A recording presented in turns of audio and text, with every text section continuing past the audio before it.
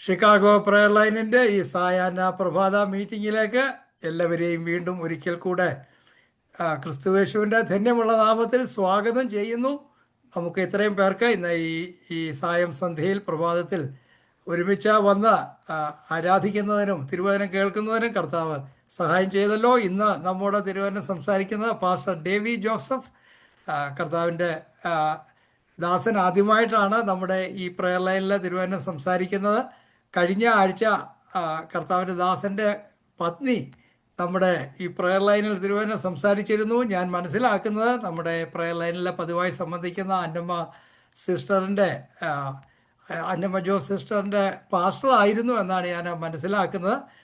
കർത്താവിൻ്റെ ദാസന് അല്പം സാക്ഷ്യമായും തിരുവചനത്തിൽ നിന്നുമൊക്കെ സംസാരിക്കുന്നതിനുള്ള ആത്മാവ് നടത്തുന്നത് പോലെ സംസാരിക്കുന്നതിനുള്ള സാവകാശമുണ്ട്. അടുത്ത 30 മിനിറ്റ് ഇന്ത്യൻ സമയം 6:55 വരെ സമയമുണ്ട്. 55-57 വരെ സമയമുണ്ട്. നമുക്ക് എല്ലാവർക്കും പ്രാർത്ഥനയോടുകൂടെ ആയിരിക്കാം. കർത്താവ് നമ്മെ സഹായിക്കട്ടെ. Thank you. Pastor Davy Joseph. Praise the Lord. ദൈവത്തിന്റെ പരിശുദ്ധമായ നാമം ഈ സമയം വാഴ്ത്തപ്പെടുമാറാകട്ടെ. ഈ ഷിക്കാഗോ പ്രയർ ലൈനിൽ സംബന്ധിക്കുന്ന ഈ മീറ്റിംഗ് ലീഡ് ചെയ്യുന്ന അഭിഷക്ത കർത്തൃദാസൻ, ഈ ലൈനിലുള്ള എല്ലാ ദൈവമക്കളെ ഓർത്ത് ഞാൻ ദൈവത്തിന് സ്തോത്രം ചെയ്യുന്നു. സർവശക്തനായിരിക്കും ദൈവത്തിന്റെ വലിയ സാന്നിധ്യം നമുക്ക് ഒരുമിച്ച് അനുഭവിച്ചറിയുവാൻ കർത്താവ് നമ്മെ എല്ലാവരെയും സഹായിക്കുകയും അനുഗ്രഹിക്കുകയും ചെയ്യുമാറാകട്ടെ. എന്റെ പേര് പ്രിയ കർത്തൃദാസൻ ഓർപ്പിച്ചതുപോലെ പാസ്റ്റർ ഡേവി ജോസഫ്. ഞാൻ തൃശൂർ സ്വദേശിയാണ്. ഇപ്പോൾ ചില വർഷങ്ങളായി, ഏകദേശം ഒരു 4 വർഷത്തിലേക്ക് കയറുന്നു, ട്രിവാൻഡ്രത്ത് ഇന്ത്യ പെന്തക്കോസ്ത് ദൈവസഭയുടെ പാസ്റ്റർ KC തോമസിനോടുള്ള ബന്ധത്തിൽ ആയിരുന്നു. എന്നാൽ ചില ദിവസങ്ങൾക്ക് മുന്നമേ ഞാൻ IPC ആലത്തൂർ സെന്ററിന്റെ ചുമതല ഏറ്റെടുക്കുവാനിടയായി. അപ്പോൾ തന്നെ ഒരു സെന്റർ പാസ്റ്ററായിട്ടും കൂടെ ഇപ്പോൾ കർത്താവിന്റെ മഹത്വമുള്ള വേലയിലായിരിക്കുന്നു. വൈഫും 2 മക്കളുമുണ്ട്. നിങ്ങൾ ഞങ്ങളെ ഓർത്ത് പ്രാർത്ഥിക്കുക. വളരെ ഉത്തരവാദിത്വമുള്ള ഒരു സെന്ററാണ് ഏറ്റെടുക്കുവാനിടയായത്. പുതിയ പ്രവർത്തനങ്ങളും അതുപോലെ പല കർത്തൃദാസന്മാരും, ഏകദേശം 20ഓളം പാസ്റ്റേഴ്സ് ആ സെന്ററിൽ കൂടി വരുന്നുണ്ട്. 13ഓളം ചർച്ചകളുണ്ട്. ബാക്കിയെല്ലാം പുതിയ പ്രവർത്തനങ്ങളാണ്. നിങ്ങൾ പാലക്കാട് മേഖലയെ, പാലക്കാട് ജില്ലയെ ഓർത്ത്, ഞങ്ങളുടെ പ്രവർത്തനങ്ങളെ ഓർത്ത് പ്രാർത്ഥിപ്പാൻ ദൈവനാമത്തിൽ ഓർപ്പിക്കുന്നു. എനിക്കിങ്ങനെ സാവകാശം നൽകി തന്നതായിരിക്കുന്ന പ്രിയപ്പെട്ടവരുള്ള നന്ദി ദൈവനാമത്തിൽ പ്രാരംഭമായിട്ട് അറിയിക്കുന്നു. ദീർഘവർഷങ്ങൾ പ്രിയ സിസ്റ്റർ അന്നമ്മ ജോസിന്റെ ചർച്ചിലെ പാസ്റ്ററായിട്ട് ആയിരിക്കാൻ കർത്താവ് കൃപ ചെയ്തു. ആ പ്രിയ സഹോദരിയുടെ 2 മക്കളെ ഞാനാണ് സ്നാനപ്പെടുത്തുവാനിടയായത്. അങ്ങനെയൊക്കെയുള്ള നല്ല നോർത്ത് ഇന്ത്യൻ അനുഭവങ്ങളെ ഓർത്ത് ഞാൻ ദൈവത്തെ സ്തുതിക്കുന്നു. കൂടുതലായി മറ്റു കാര്യങ്ങളൊന്നും പറയാതെ കർത്താവ് നിങ്ങളുമായി പങ്കുവെപ്പാൻ എനിക്ക് നൽകി തന്ന ദൈവവചന ഭാഗത്തേക്ക് പ്രവേശിപ്പാൻ ആഗ്രഹിക്കുന്നു. അല്പസമയ ചിന്തയ്ക്കായി നമുക്ക് ഒരു വേദഭാഗം വായിക്കാം. 1 പത്രോസ് 5-ാം അധ്യായത്തിന്റെ 7-ാം വാക്യം. ആ വാക്യം ഞാൻ നിങ്ങൾക്കായി വായിച്ചു കേൾപ്പിക്കുന്നു. വേദപുസ്തകം ഉള്ളവര് അത് തുറന്ന് അത് ഒന്ന് ശ്രദ്ധിക്കുവാനിടയാകട്ടെ. 1 പത്രോസ് 5-ാം അധ്യായത്തിന്റെ 7-ാമത്തെ വാക്യം. അവൻ നിങ്ങൾക്കായി കരുതുന്നതാകിയാൽ നിങ്ങളുടെ സകല ചിന്താകുലവും അവന്റെ മേൽ ഇട്ടുകൊള്ളുവിൻ. ഹല്ലേലൂയ. ദൈവത്തിന്റെ അഭിഷക്ത ദാസനായിരിക്കുന്ന പത്രോസ് ഈ ലേഖനം എഴുതുമ്പോൾ താൻ വെറുതെ എഴുതിയതല്ല ഈ വാക്യം. വളരെ ആത്മപ്രേരിതനായിട്ട് താന് ഈ വാക്യം എഴുതുവാനിടയായി. അവൻ നിങ്ങൾക്കായി കരുതുന്നതാകിയാൽ നിങ്ങളുടെ സകല ചിന്താകുലവും അവന്റെ മേൽ ഇട്ടുകൊള്ളുവിൻ. നമുക്ക് പത്രോസിനോട് തന്നെ ചോദിക്കാം, പത്രോസേ, നീ എന്താ ഇങ്ങനെ ഈ വാക്യം എഴുതുവാൻ കാരണം? നമുക്ക് ഒന്ന് പത്രോസിനോട് ചോദിച്ചാൽ പത്രോസ് പറയും, 1 അല്ല 2 അല്ല 3 അല്ല, പല പ്രാവശ്യം താൻ ദൈവികമായ യഥാർത്ഥമായ കരുതൽ അനുഭവിച്ചറിയുവാനിടയായി. ഹല്ലേലൂയ. എന്റെ മുന്നിലിരിക്കുന്ന അല്ലെങ്കിൽ ഈ ലൈനില് അറ്റൻഡ് ചെയ്യുന്ന ദൈവമക്കളെ, ഹല്ലേലൂയ, നിങ്ങളും ജീവിതത്തിൽ പല പ്രാവശ്യം ദൈവികമായിരിക്കുന്ന കരുതൽ അനുഭവിച്ച വ്യക്തികളല്ലേ? അതെ, ഹല്ലേലൂയ. ദൈവികമായ അനുഗ്രഹങ്ങൾ പ്രാപിച്ച വ്യക്തികളല്ലേ? നിങ്ങളുടെ കരങ്ങളെ തട്ടി കർത്താവിന് മഹത്വം കൊടുത്ത് കർത്താവ് നിങ്ങൾക്ക് വേണ്ടി ചെയ്ത ഉപകാരങ്ങളെ ഓർത്ത് കർത്താവിന് സ്തോത്രം ചെയ്യുവാനിടയാകട്ടെ. ഹല്ലേലൂയ. അന്യഭാഷയിൽ ദൈവത്തെ സ്തുതിക്കുന്നവര്, നിങ്ങൾ ഹല്ലേലൂയ ഇത് മ്യൂട്ട് ചെയ്തിരിക്കുന്നെങ്കിലും അന്യഭാഷയിൽ ദൈവത്തെ സ്തുതിപ്പാനിടയാകണം. ഹല്ലേലൂയ. അപ്പോൾ തന്നെ ഹല്ലേലൂയ, ഞാനൊരു കാര്യം പറയട്ടെ, തുടക്കത്തെക്കാൾ ഒടുക്കത്തെ നന്നാക്കുവാൻ കഴിയുന്ന സ്വർഗസ്ഥനായ ദൈവം തമ്പുരാൻ ഇന്ന് പകൽ ഈ ഹല്ലേലൂയ സമയം നിങ്ങളോട് ഒരു ആലോചന കൈമാറുന്നത് 2025 പ്രാരംഭത്തെക്കാൾ ഈ ഹല്ലേലൂയ ഈ വർഷത്തിന്റെ അവസാന മാസങ്ങളിലേക്ക് കടന്നു വന്നിരിക്കുന്ന ദൈവമക്കളെ, അതെ ഹല്ലേലൂയ, നമ്മെ വീണ്ടും വീണ്ടും അനുഗ്രഹിപ്പാൻ കരുതുന്ന ദൈവം എത്രയോ ശക്തനെന്ന് ഹല്ലേലൂയ നാം അതൊന്ന് രുചിച്ചറിയുവാനിടയാകട്ടെ. ചുടരകടക ജലതരകടക ഹല്ലേലൂയ. വിശ്വസിക്കുന്നുവെങ്കിൽ വിട്ടുപോയ മാസങ്ങളെക്കാൾ ഉപരി ജനുവരി മുതല് ഈ ഒക്ടോബർ മാസം വരെ കടന്നുപോയ മാസങ്ങളെക്കാൾ ഉപരി സ്വർഗസ്ഥനായ ദൈവം തമ്പുരാൻ നിങ്ങളുടെ ജീവിതത്തിൽ ശേഷിക്കുന്ന ഈ ഹല്ലേലൂയ 2.5 മാസങ്ങൾ വളരെ അനുഗ്രഹമാക്കി മാറ്റിക്കൊണ്ട് സ്വർഗീയ വിടുതൽ കാണുവാൻ കഴിയുന്ന പ്രാരംഭത്തിലെ ഹല്ലേലൂയ ഞാനൊരു ദൂത് കൈമാറട്ടെ. വിശ്വസിക്കുന്നവർ ആ ദൂത് ഏറ്റെടുക്കാം. ചരിത്രത്തെ പോലും ഹല്ലേലൂയ BC എന്നും AD എന്നും വിഭജിപ്പാൻ കഴിവുള്ളതായിരിക്കുന്ന സർവശക്തനായിരിക്കും ദൈവം നിങ്ങളുടെ പ്രശ്നങ്ങളെ നിങ്ങളിൽ നിന്ന് വിഭജിച്ച് മാറ്റുവാൻ പോകുകയാണ്. ദൈവത്തിന് മഹത്വം കൊടുത്താട്ടെ. ചരിത്രത്തെ പോലും രണ്ടായി വിഭജിപ്പാൻ കഴിവുള്ള സ്വർഗീയ കർത്താവിനെ നിന്റെ എന്റെയൊക്കെ പ്രശ്നങ്ങളൊന്നും വലിയ പ്രശ്നങ്ങളല്ല. നമുക്ക് നമ്മുടെ വിഷയങ്ങൾ വലുതായിരിക്കാം, എന്നാൽ സ്വർഗസ്ഥനായ ദൈവത്തിന് അതൊന്നും വലിയ കാര്യങ്ങളല്ല. ഹല്ലേലൂയ. അപ്പോസ്തല പ്രവൃത്തി 12-ാം അധ്യായത്തിലേക്ക് നാം കടന്നു വരുമ്പോൾ 1-ാം വാക്യത്തിൽ തന്നെ നാം വായിക്കുന്നത് എങ്ങനെയാണ്? അക്കാലത്ത് ഹെരോദാവ് സഭയിൽ ചിലരെ പീഡിപ്പിക്കേണ്ടതിന് കൈനീട്ടുവാനിടയായി. ഏത് കാലത്ത്? 1-ാം വാക്യത്തിൽ കാണുന്നത് അക്കാലത്ത് സഭയിൽ ചിലരെ പീഡിപ്പിക്കേണ്ടതിന് ഹെരോദാവ് കൈനീട്ടുവാനിടയായി. നമുക്ക് ആ വാക്യത്തെ ഇങ്ങനെ ചോദിക്കാം, ഏത് കാലത്ത്? ഹല്ലേലൂയ. 11-ാം അധ്യായത്തിന്റെ 27 മുതൽ 30 വരെയുള്ള വാക്യങ്ങൾ വായിക്കുമ്പോൾ കാണാം, ഐക്യതയും ഉണർവും പ്രവചനവും ഹല്ലേലൂയ വലിയ വലിയ ദൈവപ്രവൃത്തിയും വെളിപ്പെട്ടുകൊണ്ടിരിക്കുന്ന ആ കാലഘട്ടത്തിൽ ഹെരോദാവ് സഭയിൽ ചിലരെ പീഡിപ്പിക്കേണ്ടതിനെ കൈനീട്ടുവാനിടയായി. ഒരു കാര്യം ഞാൻ പ്രാരംഭത്തിൽ ഓർപ്പിക്കട്ടെ, എല്ലാവരെയും ശത്രുവിന് നോട്ടമില്ല, എല്ലാവരെയും പിശാചിന് നോട്ടമില്ല, എല്ലാവരെയും ഹെരോദാവിന് നോട്ടമില്ല. സഭയിൽ എല്ലാവരെയും ശത്രുവിന് വേണ്ട, ചിലരെ മാത്രം ഹല്ലേലൂയ. ഒരു പ്രശ്നവുമില്ല എന്ന് ചിലര് പറയുന്നെങ്കിൽ എന്തോ പൊന്തികേടുണ്ട്. എന്നാൽ നിന്റെ ജീവിതത്തിൽ എന്തെങ്കിലുമൊക്കെ പ്രശ്നങ്ങൾ വരുന്നുണ്ടോ? എന്തെങ്കിലുമൊക്കെ വെല്ലുവിളികൾ വരുന്നുണ്ടോ? രോഗങ്ങളുണ്ടോ? ഹല്ലേലൂയ, എന്തെങ്കിലുമൊക്കെ പ്രതികൂലങ്ങളുണ്ടോ? അങ്ങനെയെങ്കിൽ ഒരു കാര്യം പറയാം, ദൈവത്തിന് നിന്നെ കുറിച്ചൊരു പദ്ധതിയുണ്ട്. ഹല്ലേലൂയ. സഭയിൽ എല്ലാവരെയും അല്ലേ ആവശ്യമുള്ളത്? ഉപവസിക്കുന്നവരെ, സഭയിൽ പ്രാർത്ഥിക്കുന്നവരെ, ദൈവനാമത്തിൽ നിൽക്കുന്നവരെ, ദൈവത്തിന് വേണ്ടി പ്രയോജനപ്പെടുന്നവരെ, ദൈവത്തിന് വേണ്ടി എന്തെങ്കിലുമൊക്കെ ചെയ്യുവാൻ ആഗ്രഹിക്കുന്നവരെ. എന്നാൽ ഹല്ലേലൂയ, ഒരു കാര്യം ഓർക്കണം, നിങ്ങൾ അതിനെക്കുറിച്ച് ഭാരപ്പെടരുത്, ഭയപ്പെടരുത്. സാത്താൻ തോറ്റവനാണ്, സാത്താൻ തോറ്റവനാണ്. അവൻ ഇനിയും തോൽക്കാൻ വേണ്ടി മാത്രമുണ്ടായവനാണ്. ഹല്ലേലൂയ.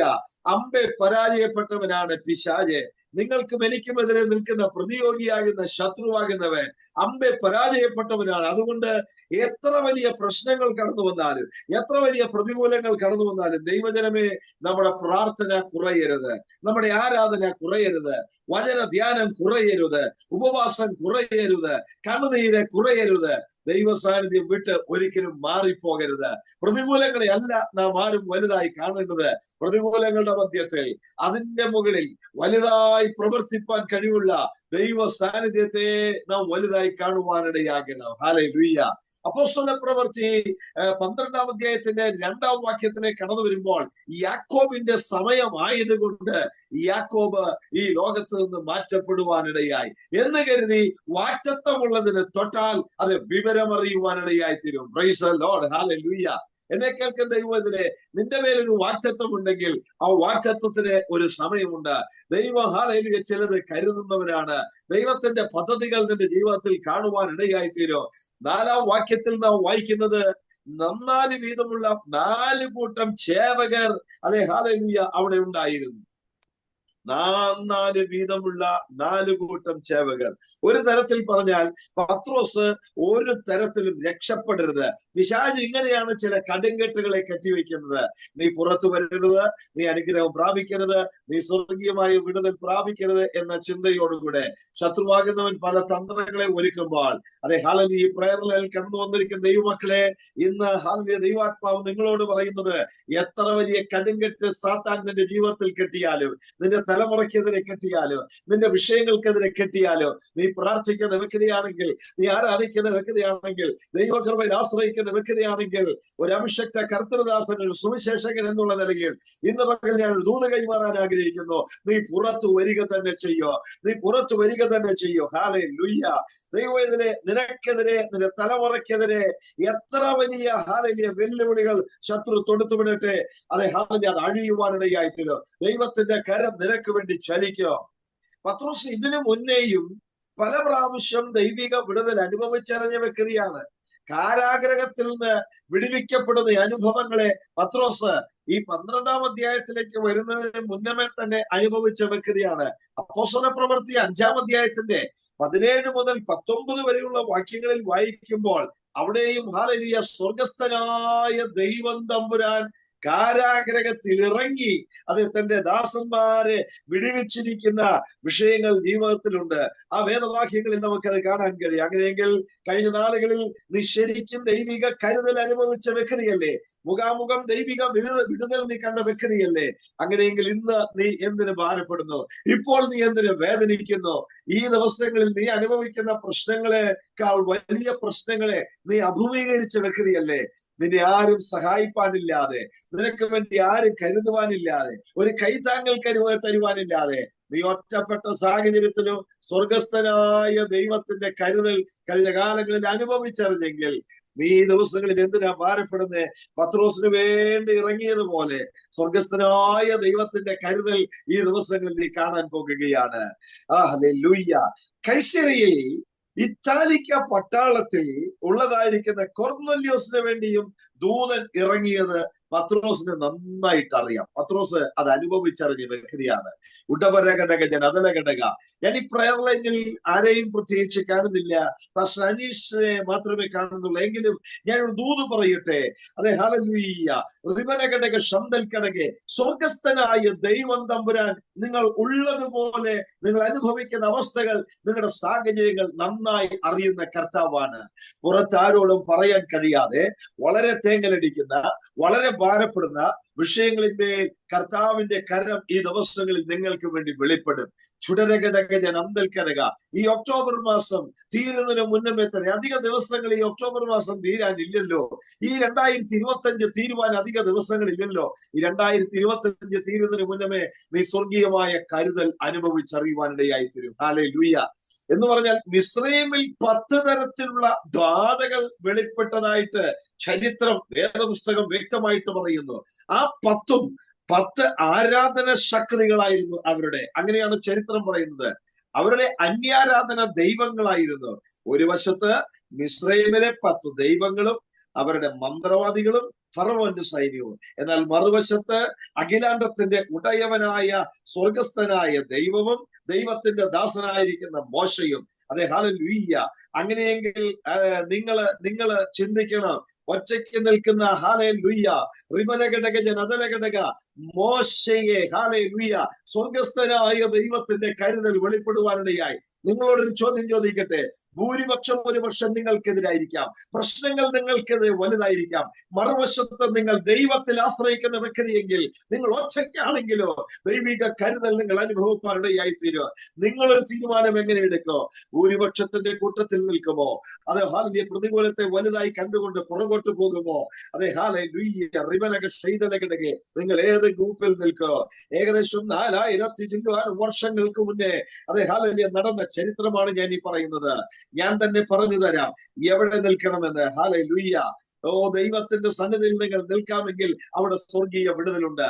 പ്രശ്നങ്ങളെ നിങ്ങൾ വലുതായി കാണരുത്, രോഗങ്ങളെ നിങ്ങൾ വലുതായി കാണരുത്.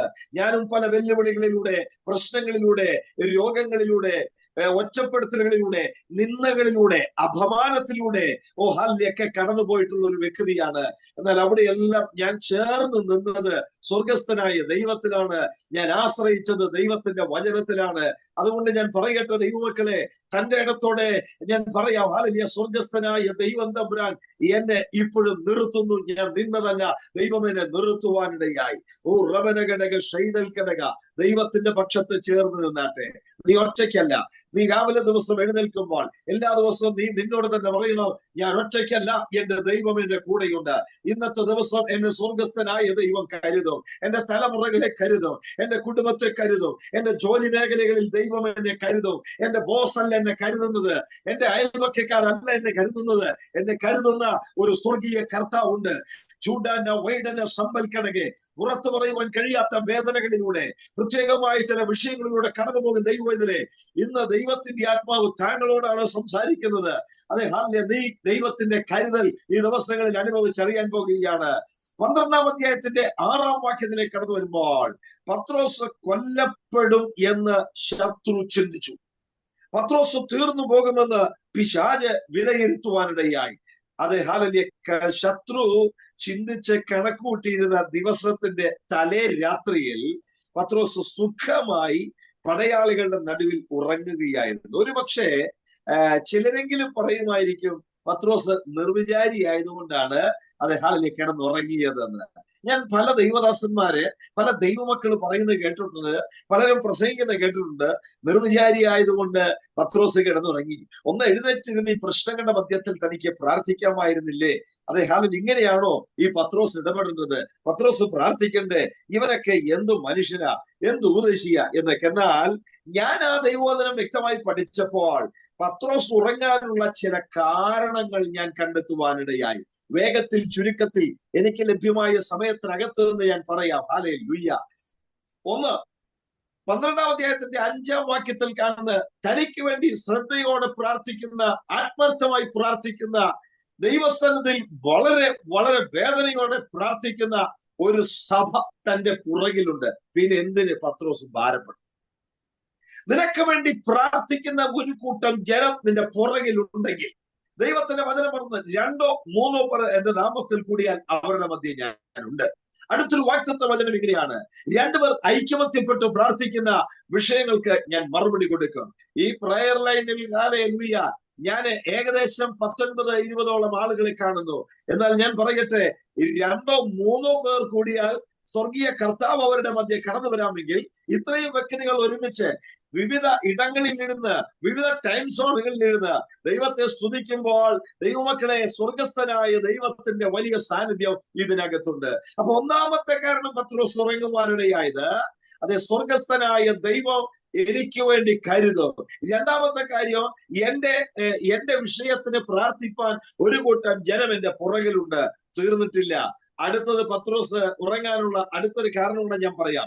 യോഹന്നാന്റെ സുവിശേഷം 21-ാം അധ്യായത്തിന്റെ 18-19 വാക്യങ്ങൾ വായിക്കുമ്പോൾ, താൻ ഹല്ലേലൂയ ഒരു വാഗ്ദത്ത വചനം ഇങ്ങനെ യേശു കർത്താവ് തന്നോട് പറയുവാനിടയായി, താൻ വയസ്സ് ചെന്ന ശേഷം, വൃദ്ധനായ ശേഷം മറ്റൊരുത്തൻ നിന്റെ അരമുറക്കും എന്ന് പറഞ്ഞാൽ, ഈ യോഹന്നാന്റെ സുവിശേഷത്തിൽ നീ എന്നെ ഇവരെക്കാൾ അധികം സ്നേഹിക്കുന്നു എന്ന് 1 2 3 പ്രാവശ്യം യേശു കർത്താവ് ഈ പത്രോസിനോട് ചോദിക്കുമ്പോൾ, പത്രോസ് അന്ന് വൃദ്ധനായിരിക്കുന്ന വ്യക്തിയല്ല, വയസ്സ് ചെന്നവനായിരിക്കുന്ന വ്യക്തിയല്ല.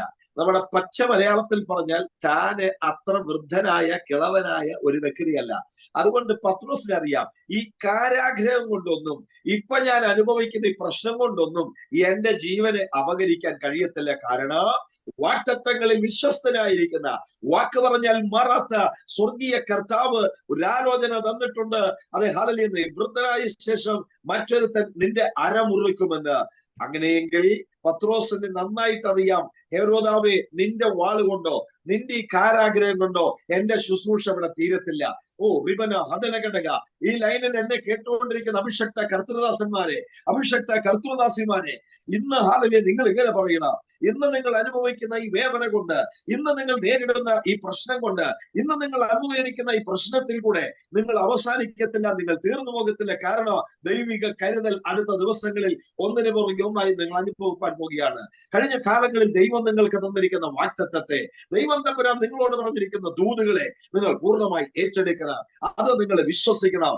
നിങ്ങളുടെ വലിയ പ്രതികൂലങ്ങൾ, നിങ്ങളെ കൊണ്ട് ക്രമീകരിക്കാൻ തരണം ചെയ്യാൻ കഴിയാത്ത പ്രതികൂലങ്ങൾ കടന്നു വരുമ്പോൾ നിങ്ങൾ ആ വാഗ്ദത്തങ്ങളെ ഒന്ന് കൊടിത്തട്ടി കുടഞ്ഞെടുക്കുവാനിടയാകണം. വാഗ്ദത്തമായി നിൽക്കാതെ വാഗ്ദത്തം അതിന്റെ നിവർത്തീകരണത്തിലേക്ക് കടന്നു വരേണ്ടതിന് ദൈവജനങ്ങൾ ആത്മാർത്ഥമായിട്ട് പ്രാർത്ഥിപ്പാനിടയാകണം.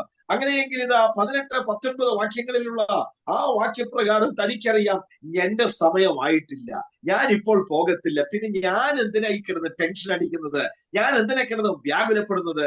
അതുകൊണ്ട് പത്രോസ് കിടക്കുന്ന സെല്ലിന്റെ മുൻപിൽ, ആ കാരാഗ്രഹത്തിന്റെ മുൻപിൽ, അത് ഹെരോദാവിന്റെ വെട്ടിത്തിളങ്ങുന്ന വാള് കിടന്ന് ആ വാള് വിളിച്ചു പറയുകയാണ്, നേരം പുലരുമ്പോൾ ഓ ഹാലലിയ നിന്നെ ഹാലലിയ തകർത്ത് കളയോ, ഓ റിബന ഘടക ജനതല ഘടക നിന്നെ അവസാനിപ്പിച്ചു കളയും. എന്നാൽ പത്രോസിന് അറിയാം, അത് എന്നെ ഈ വാള് കൊണ്ട് ഒന്നും ചെയ്യാൻ സാധ്യമല്ല.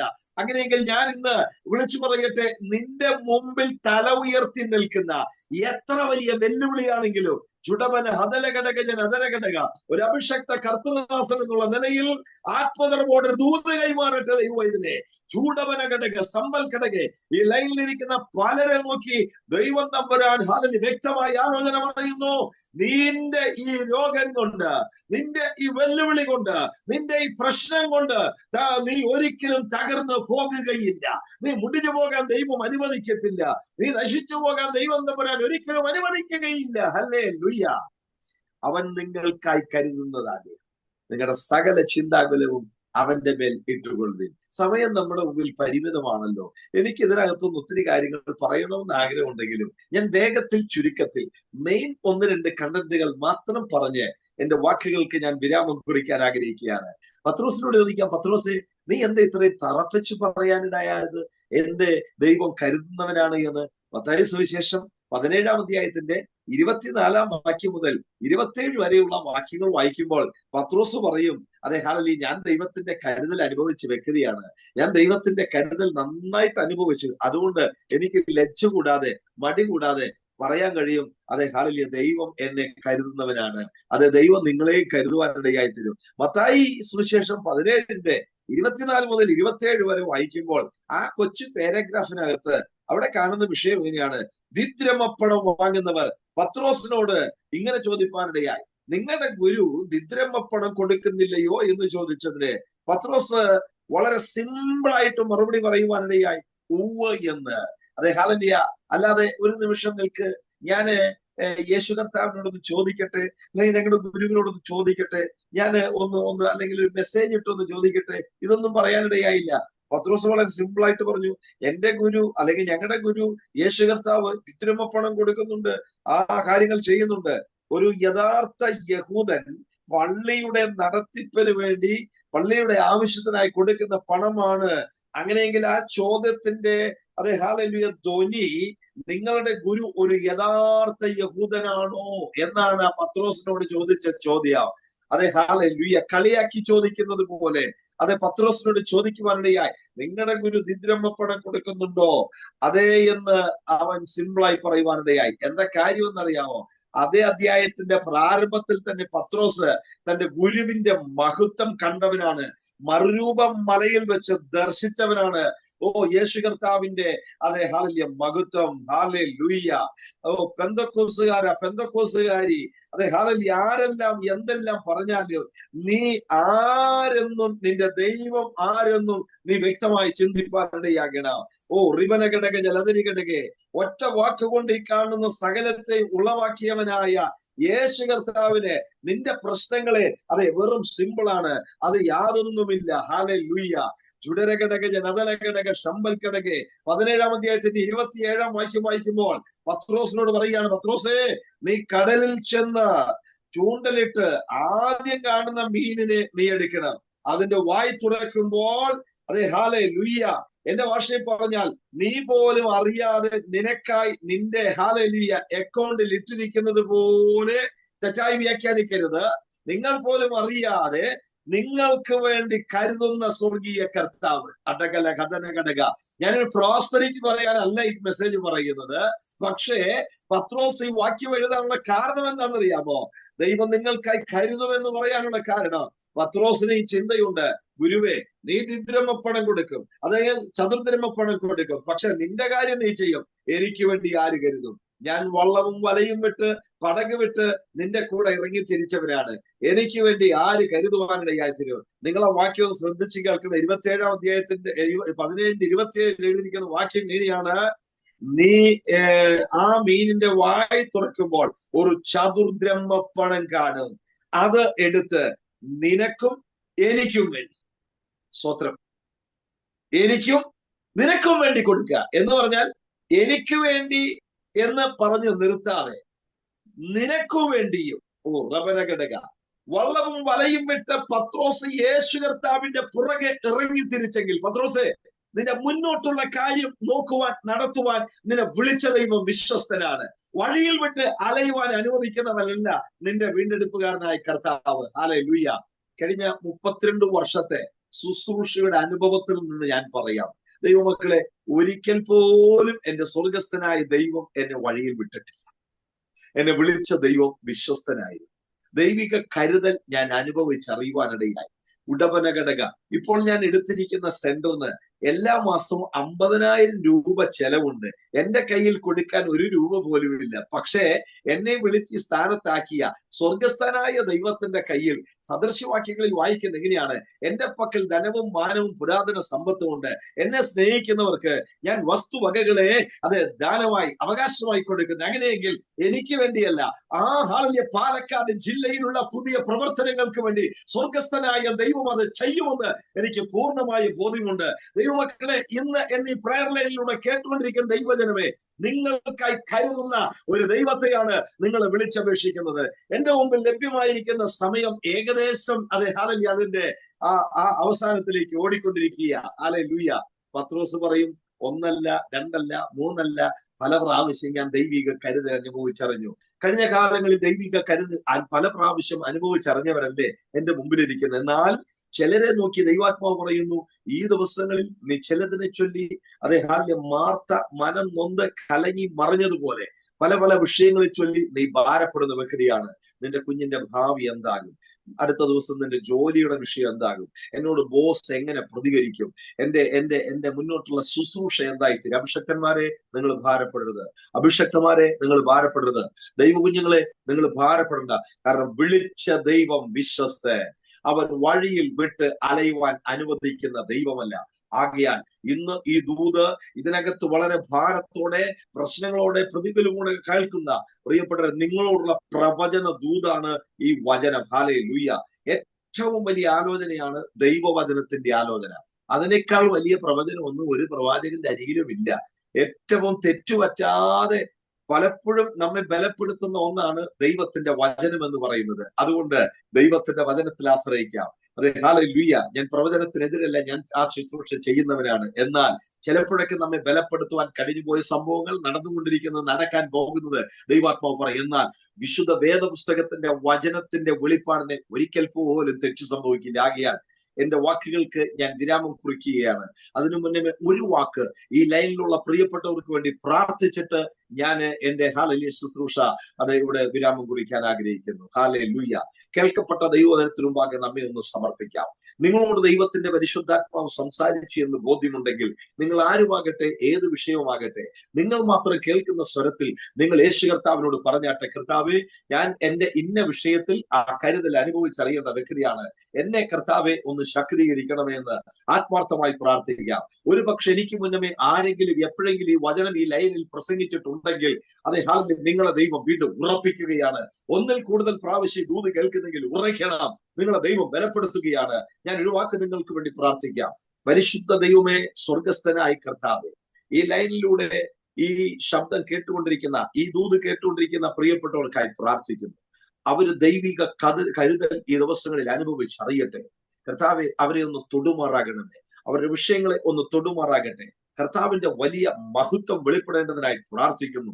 തിരുനാമം മാത്രം മഹത്വം എടുത്താട്ടെ. ദൈവപ്രവൃത്തി കാണുവാൻ സഹായിക്കണം. ചൂടരഘടകജന അവരുടെ ഭാരങ്ങളുടെ മധ്യത്തിൽ, അവരുടെ ഒറ്റപ്പെടുത്തലുകളുടെ മധ്യത്തിൽ, നിന്ദയുടെ മധ്യത്തിൽ, രോഗങ്ങളുടെ മധ്യത്തിൽ ദൈവിക കരുതൽ യേശുവിന്റെ നാമത്തിൽ വെളിപ്പെട്ടു വരുമാറാകട്ടെ. അവിടുന്ന് അങ്ങനെ ചെയ്യുന്നതിനായി സ്തോത്രം. യേശു ക്രിസ്തുവിന്റെ വിലയേറിയ നാമത്തിൽ തന്നെ. ആമേൻ, ആമേൻ, ആമേൻ. ഈ ശുശ്രൂഷയ്ക്കായി എനിക്ക് സാവകാശം തന്ന കർത്തൃദാസനോട്, ഈ ലൈനിലുള്ള പ്രിയപ്പെട്ടവരോട് യേശു ക്രിസ്തുവിന്റെ നാമത്തിൽ നന്ദി അറിയിക്കുന്നു. എന്നെയും കുടുംബത്തെയും ശുശ്രൂഷകളെയും ഞങ്ങളുടെ സെന്ററിനെയും ഓർത്ത് പ്രാർത്ഥിക്കണം. ദൈവം നമ്മെ എല്ലാവരെയും അനുഗ്രഹിക്കുമാറാകട്ടെ. Praise the Lord, praise the Lord. പ്രിയമുള്ളവരെ, എത്ര അനുഗ്രഹിക്കപ്പെട്ട, എത്ര പ്രത്യാശയുടെ വചനങ്ങളാണ് നമ്മൾ കേട്ടുകൊണ്ടിരുന്നത്. ഞാൻ ഒന്ന് രണ്ട് വാചകങ്ങൾ കൂടെ പറഞ്ഞതിന് ശേഷം കുര്യൻ പാസ്റ്റർ ആൻഡമാൻസ് പ്രാർത്ഥിച്ച് ആശീർവാദം പറഞ്ഞ് നമ്മളിവിടെ മീറ്റിംഗ് ഇവിടെ പൂർണ്ണമാക്കുന്നതാണ്.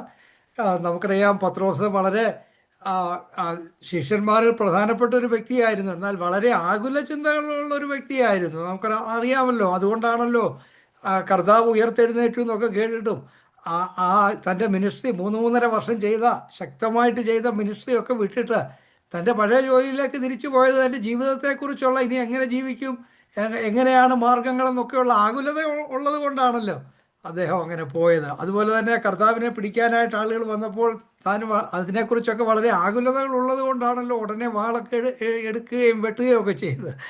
എന്നാൽ പിന്നീട് നമ്മൾ കാണുന്നത് ആ പരിശുദ്ധാത്മാവിൻ്റെ ശക്തിയൊക്കെ തനിക്ക് ലഭിച്ചതിന് ശേഷം കാണുന്നത് എന്താണ്? ഏത് സാഹചര്യത്തിലും ശാന്തനായിട്ടിരിക്കുന്ന ഒരു പത്രോസിനെയാണ് നമ്മൾ കാണുന്നത്.